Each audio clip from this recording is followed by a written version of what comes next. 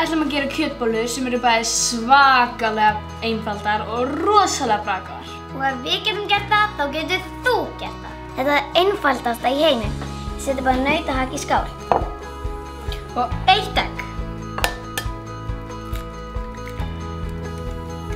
Og 1 pakka af tacokjöti.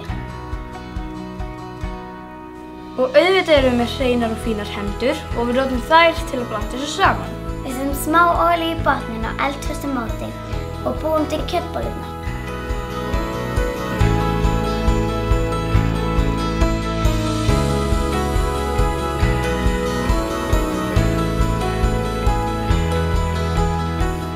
Til að gera þessar kjötbollur aðeins meira juicy þá setjum við ostbita inn í þær.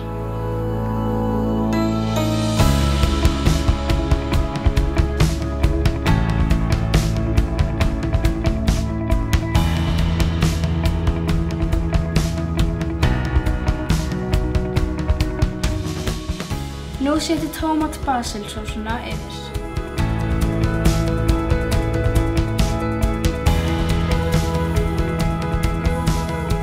Næst setjum við ostinn yfir bollurnar.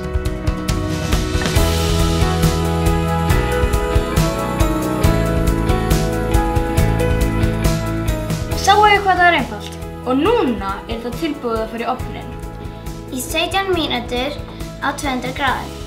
Og svo þegar þetta kemur úr ofninum er gott að setja nachosflögur yfir.